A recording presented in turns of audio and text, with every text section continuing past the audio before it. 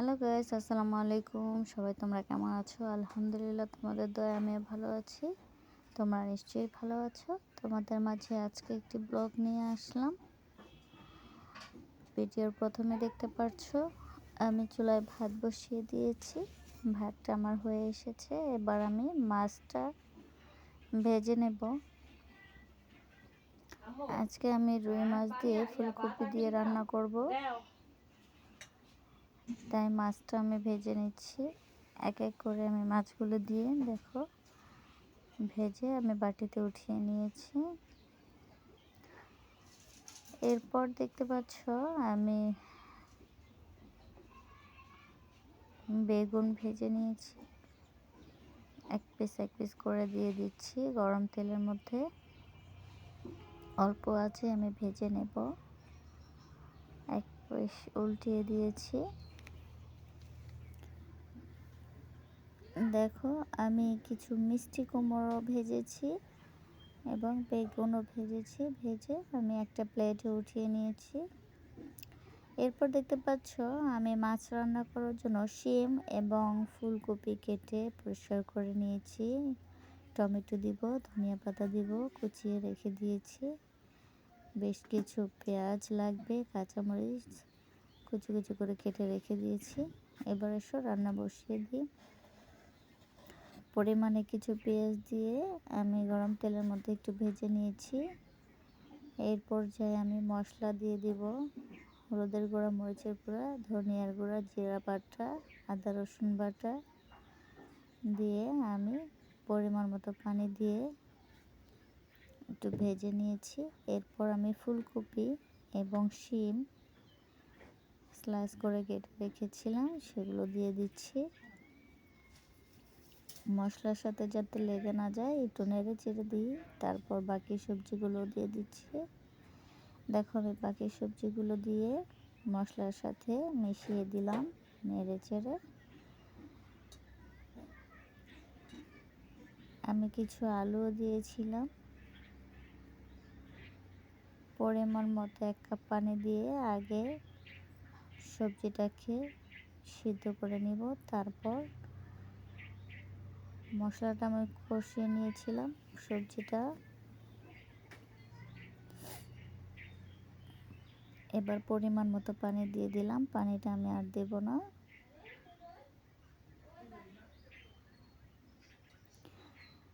দেখো কি সুন্দর বলক তুলে যাচ্ছে। এ পর্যায়ে আমি কাঁচামরিচ দিয়ে দিলাম।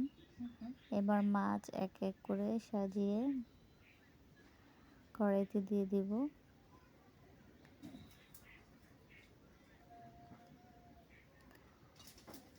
আমার মাছগুলো দিয়ে হয়ে গেল। এবার আমি একটু চেপে চেপে দিচ্ছি সিদ্ধ হওয়ার জন্য। মাছটা অলরেডি অনেকটা হয়ে এসেছে। এরপরে আমি টমেটো দিয়ে দিলাম। টমেটোগুলো আমি একটু ভিতরে খুরচুনের সাহায্যে যেতে যেতে দিচ্ছি যাতে সিদ্ধ হয়ে যায়। দেখো আমার মাছটা এরকম হয়েছে। মাশাআল্লাহ, দেখতে দারুণ লাগছে। ধনিয়া পাতাও দিয়ে দিলাম। মাশাআল্লাহ, স্মেলটা দারুণ আসছে। বন্ধুরা আমাকে কমেন্ট করে জানিও আমার তরকারিটা কেমন হলো। এরপরে আমরা আজকে রুই মাছের কাবাব বানাবো, তাই মাছ সিদ্ধ করে নিলাম। দেখো বেছে আমি বাটিতে নিয়ে নিয়েছি। কিছু পেঁয়াজ লাগবে, কুচি করে কেটে নিয়েছি। তারপর আমি বুট সিদ্ধ করতে দিয়েছি, বুটের ডাল, সেটা আমি বেটে নেব অফ ক্যামেরায়। এরপরে দেখো পেঁয়াজ, কাঁচামরিচ আর রুই মাছ বেছে রেখেছিলাম।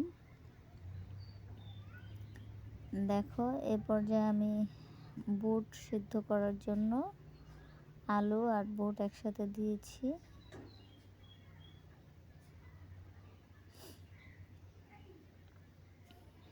বুটটা রান্না করে নেব। বুটটা রান্না হতে হতে দেখো আমার বুটটা প্রায় রান্না হয়ে গিয়েছে।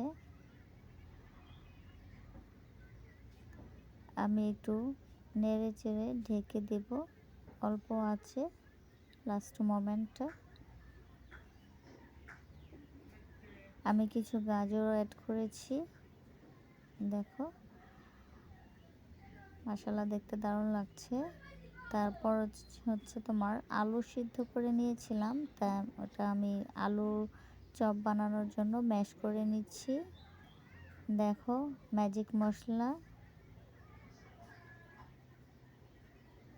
ডালের মধ্যে বুটের ডাল বেটেছিলাম, ম্যাজিক মশলা, আদা রসুন বাটা, স্বাদ মতো লবণ দিয়ে রেডি করে রেখেছি। আর এখানে দেখতে পাচ্ছ আলু ম্যাশ করে নিয়েছিলাম, পেঁয়াজ ভেজে আমি আলুর মধ্যে দিয়ে দিলাম। আমি আলুর আলুর চপ বানানোর জন্য বড়া রেডি করে নিলাম হাতে গোল গোল করে। তারপরে কাবাবটা মিক্স করব। বুটের ডাল, ম্যাজিক মশলা সব কিছু রেডি করে নিয়েছিলাম, ওগুলা দিয়ে পেঁয়াজ আর মাছটা এবার ম্যাশ করে নিব। আর হচ্ছে ব্রেড ক্রাম্ব দিয়ে দিলাম পরিমাণ মতো, স্বাদ মতো লবণও দিয়েছি, একটু ধনিয়া পাতাও দিয়ে দিলাম। এটাতে আমি কি অ্যাড করেছি, ম্যাজিক মশলা দিয়েছি, একটু আদা রসুন বাটা দিয়েছি, স্বাদ মতো লবণ দিয়ে হলুদের গুঁড়াটা দিয়ে দেখো আমি গোল গোল করে রেডি করে নিয়েছি, আমার এতগুলো হয়েছে। তারপর আমি বেগুনি ভাজার জন্য কিছু বেগুন কেটে স্লাইস করে নিয়েছি। এখানে দেখতে পাচ্ছ আমি ব্যাটারটা রেডি করে নিয়েছি।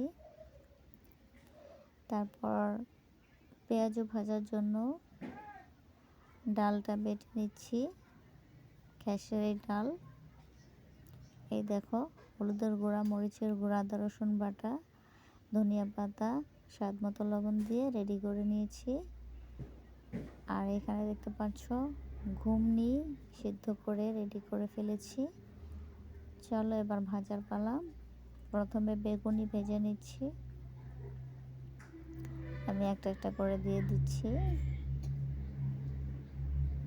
কেন জানি না বেগুনিগুলো বেশি একটা ফুলে উঠলো না, সব মশলা দেওয়ার পরও। যাই হোক, এসো, তারপরও ঘরে তৈরি স্বাদই আলাদা।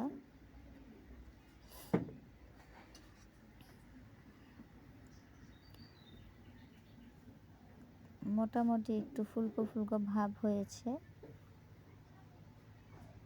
এবার এসো আলুর চপ ভেজে নিই। তারপর আমি রুই মাছের কাবাব, আমি একটা ডিম ফেটে নিয়েছি, ডিমের মধ্যে চুবিয়ে চুবিয়ে বিস্কিটের ব্রেড করে নিয়েছিলাম, বিস্কিটের গুঁড়া আমি গুঁড়ো করে নিয়েছিলাম, ওটার মধ্যে মিশিয়ে আমি প্রথমে 3 পিস ভেজে দেখলাম কেমন হয়।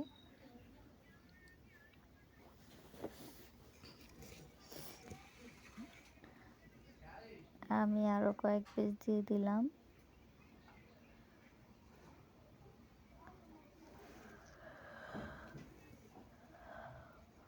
মাশাআল্লাহ কালারটা দারুণ আসছে। আমি বেশ কিছু বড়া এবং আলুর চপ, বেগুনি অনেকগুলোই ভেজে ফেলেছি। আমি আরও কিছু কাবাব ভেজে নিচ্ছি। কাবাবগুলো পরিমাণে বেশি,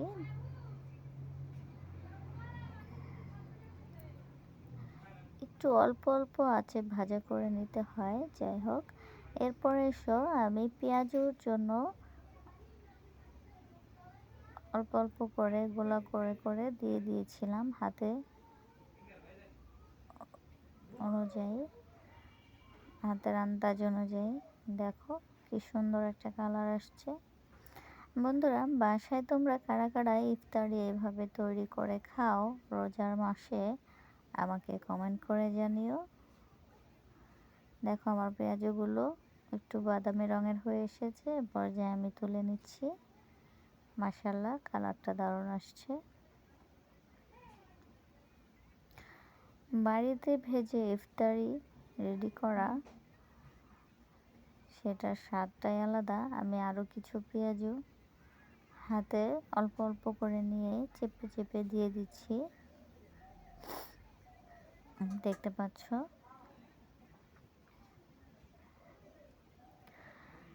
বন্ধুরা, তোমরা কে কে বাড়িতে এভাবে ইফতারি রেডি করো আমাকে কমেন্ট করে জানিও।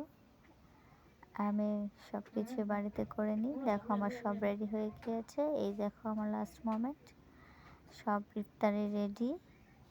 চলো, ইফতারের সময় হলে সবাই চলে এসো। আজকের ব্লগটা এখানেই। আমার জন্য দোয়া করবেন, আমার চ্যানেলটাকে সাবস্ক্রাইব করবেন, কমেন্ট করবেন। আসসালামু আলাইকুম।